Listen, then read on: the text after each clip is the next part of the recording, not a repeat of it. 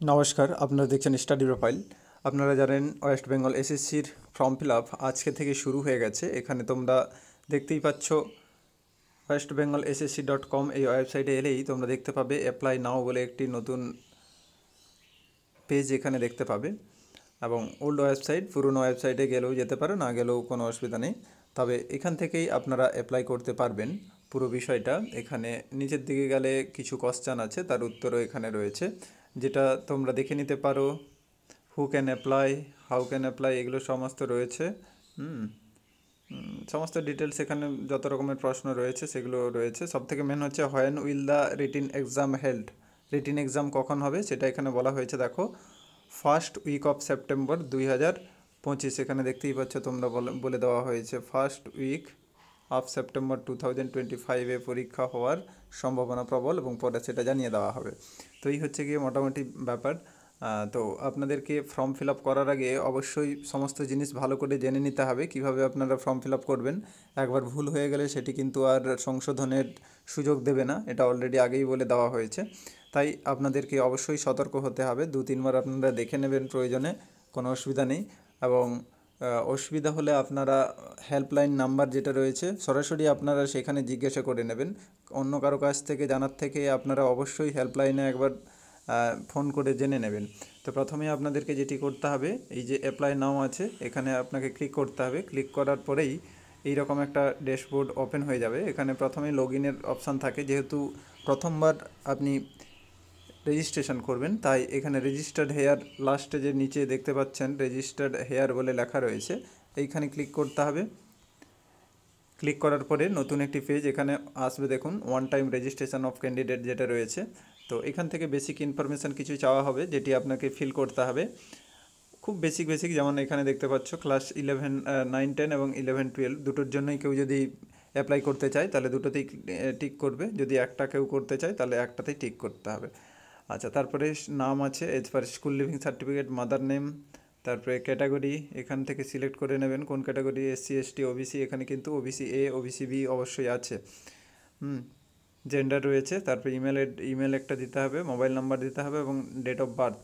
Last হচ্ছে গিয়ে এখানে রিলিজিয়ান দিতে হবে। তারপরে হচ্ছে অ্যাড্রেসটি আপনি এখানে দিয়ে দেবেন, হাউস নম্বর বা ভিলেজের নাম প্রথমে দেবেন। দ্বিতীয় যারা পোস্ট অফিস রয়েছে পোস্ট অফিসের নাম এখানে দিলেন। তারপরে ডিস্ট্রিক্ট আছে, পিনকোড যেমন যেমন আছে। এবার এখানে আপনাকে দিতে হবে পাসওয়ার্ড, ক্রিয়েট পাসওয়ার্ড। এই পাসওয়ার্ড মিনিমাম 8টা হতে হবে লেটার, যে কোনো লেটার। এখানে কী কী থাকবে, ক্যাপিটাল লেটার একটা যে কোনো থাকতেই হবে ওই 8টার মধ্যে, একটা নাম্বার থাকতে হবে ওই 8টা পাসওয়ার্ডের মধ্যে, এবং ওয়ান স্পেশাল ক্যারেক্টার, অর্থাৎ যেগুলো @, তারপরে ডলারের চিহ্ন যে সাইনগুলো হয়ে থাকে ওই রকম সাইনগুলো যে কোনো একটা দিতে হবে। তাহলে মিনিমাম হচ্ছে ক্যাপিটাল লেটার একটা থাকতেই হবে, একটা নাম্বার থাকতে হবে এবং একটা স্পেশাল ক্যারেক্টার যেগুলো রয়েছে সেটা দিতে হবে, তবে গিয়ে তোমার পাসওয়ার্ডটা নেবে। তো এই হচ্ছে গিয়ে মোটামুটি কমপ্লিট। এবং তারপরে এখানে তোমরা দেখতে পাবে যে আই এগ্রি, এই যে এইখানে যে একটা বাটন আছে এটাকে ক্লিক করে লাস্ট হচ্ছে রেজিস্টার, এই রেজিস্টারে ক্লিক করে নিতে হবে। রেজিস্টার করলেই আপনার রেজিস্ট্রেশনটা হয়ে যাবে। রেজিস্ট্রেশন কমপ্লিট হওয়ার পরে আবার আপনাকে আসতে হবে ওই একই এতে ফিরে আসতে হবে। এখানে এবার আপনার ক্যান্ডিডেট আইডি, রেজিস্ট্রেশনের ফলে যে আইডিটা দেওয়া হবে সেই আইডিটি এখানে দিতে হবে, তারপরে মোবাইল নাম্বার এবং পাসওয়ার্ড দিয়ে লগ ইন করে নিতে হবে। এখানে লগ ইন করার পরে নতুন একটি পেজ ওপেন হবে, যেখানে তোমরা এইরকম দেখতে পাবে। এখানে আপনাকে আইডিটিও শো করে দেবে, যে এখানে দেখতে পাচ্ছ ক্যান্ডিডেট আইডি ওপরে যেটা লেখা রয়েছে এটি হচ্ছে ক্যান্ডিডেট আইডি, এটা পরে লাগবে, এটাকে আপনারা অবশ্যই রেখে নেবেন। নেক্সট হচ্ছে গিয়ে এইরকম আপনাদের সামনে একটা ড্যাশবোর্ড ওপেন হয়ে যাবে এখানে। তো এখানে কয়েকটা ধাপে এখানেও আপনারা আইডি পেয়ে যাবেন, আইডিটা এখানে শো করতে থাকবে। 5টা ধাপে টোটাল হচ্ছে গিয়ে ফর্ম ফিল আপ কমপ্লিট হবে। ফার্স্ট যে ধাপ, এইখানে আপনাকে ক্লিক করে নিতে হবে, এখানে ফটো আপলোড, শুধুমাত্র ফটো এখানে আপলোড করতে হবে।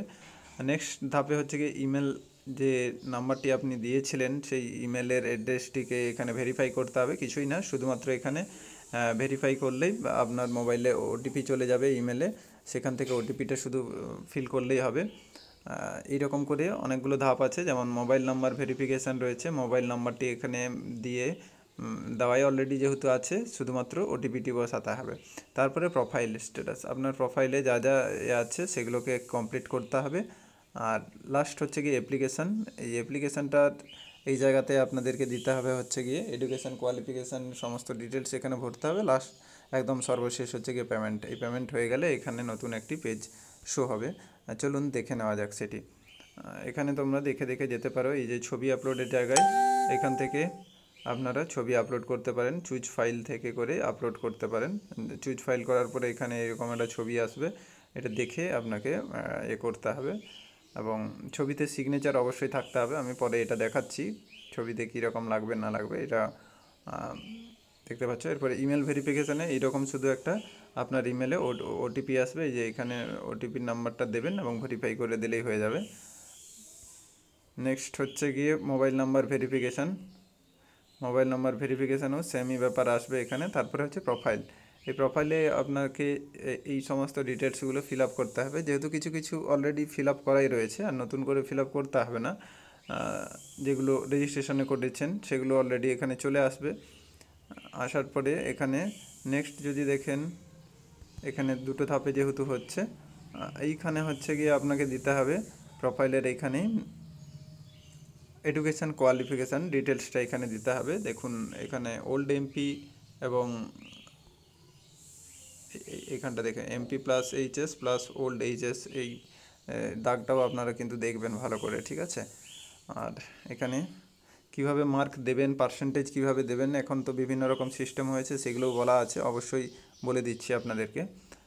তো এটা দেওয়ার পরে লাস্ট যে এটা আসছে, এটা এখানে আপনারা দেখতে পাবেন। এই যে এরকম একটা ছবি আপনার কাছে আসবে আপনি ফিল আপ করার পরে, দিয়ে সাবমিট প্রোফাইলটি আপনাকে সাবমিট করে দিতে হবে।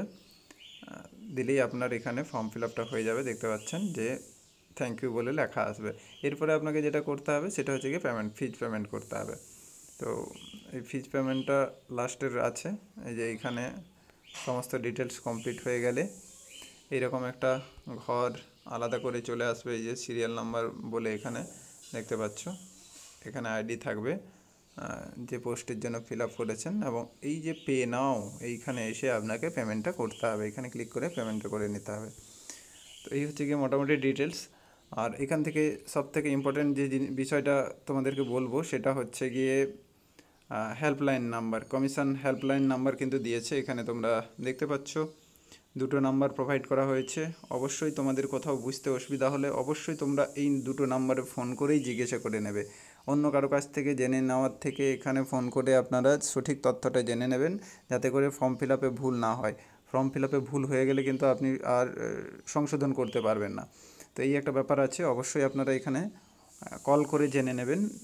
এটি ছাড়াও আরও ইমেল অ্যাড্রেসও দেওয়া রয়েছে, এখানে তোমরা দেখে নিতে পারো। এই যে এখানে দেওয়া রয়েছে, তো এগুলো অবশ্যই আপনারা দেখে নিতে পারেন। এবং প্রথমের দিকে আপনাদের সমস্ত ডিটেলস দেওয়া হয়েছে, একটু দেখিয়ে দিলে আপনারা বুঝতে পারবেন। এখানে